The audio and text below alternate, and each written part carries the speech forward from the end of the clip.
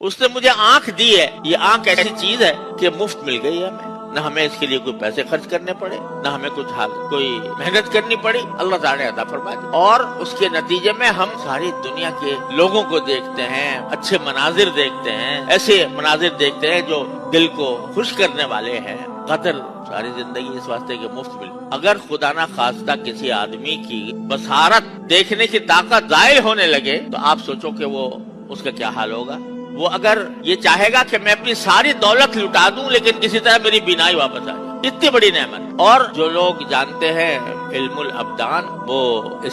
اگر اس کی حقیقت دیکھی جائے، چھوٹا سا یہ آنکھ ہے، اس کے اندر کیا کچھ اللہ تبارک و تعالیٰ نے نظام بنایا ہوا ہے کہ اس آنکھ کو چھپانے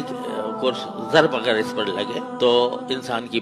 بینائی جاتی رہے، تو اس کے لیے محافظ پیدا کرتی ہیں۔ یہ محافظ ہے، یہ ہڈیاں اس کی حفاظت کر رہی ہیں کہ اگر چوٹ لگے گی تو پہلے ان ہڈیوں پہ لگے گی، آنکھ پہ نہیں جائے گی۔ اور اگر آنکھ کے اوپر کوئی اندر بھی چلا جائے تو یہ پلکیں رکھی ہوئی ہیں اللہ تعالیٰ نے گرد و غبار صاف کرنے کے لیے۔ حسن بھی ہے آنکھ کا اور اس کو محفوظ رکھنے کا بھی اللہ تبارک و تعالیٰ نے راستہ بنایا کہ میں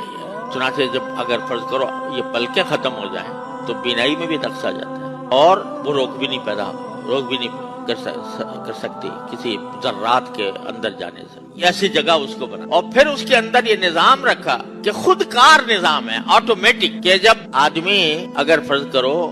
دن کی روشنی میں ہے یا کسی بھی روشنی میں ہے تو اس وقت جو آنکھ ہے وہ نسبتاً پھیلتی ہے، اور اگر اندھیرے میں جائے تو سکڑتی ہے۔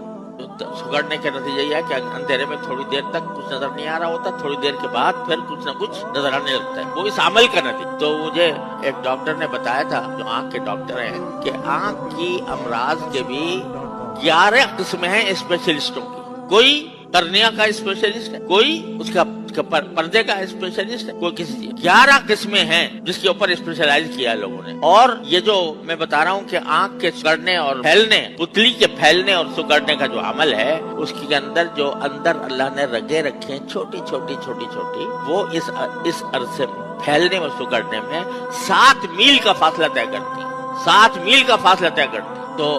ہر لمحے جب آپ روشنی میں جائیں گے تو آنکھیں خود بخود 7 میل کا فاصلہ کر کے آپ کے مناسب فضا پیدا کر، آپ کسی اندھیرے میں جائیں گے تو اتنا فاصلہ طے کر کے وہ آپ کے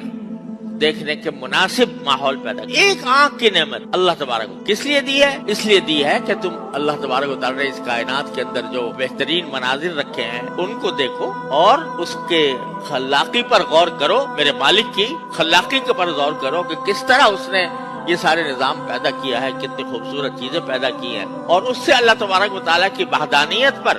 اللہ تعالیٰ کی عظمت پر، اس کی قدرت پر، اس کا حکمت بالغہ پر ایمان لاؤ۔ اگر تم قرآن کو دیکھتے ہو تو اس دیکھنے کا ثواب، دیکھنے کا بھی ثواب، اگر تلاوت بھی نہ کرے انسان،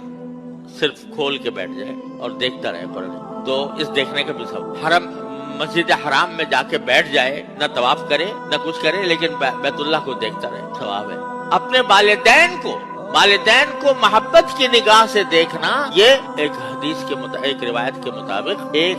حج اور عمرے کا ثواب ہے۔ والدین کو محبت سے دیکھ لینا، یہ حج اور عمرے کا ثواب ہے۔ تو یہ نگاہ جو ہے پیدا کی گئی ہے، اپنی ضروریات پوری کرو، اللہ تعالیٰ کی خالقیت اور رازقیت کو دل میں بٹھاؤ اور اس کو صحیح معنی میں صحیح جگہ پر استعمال کرو۔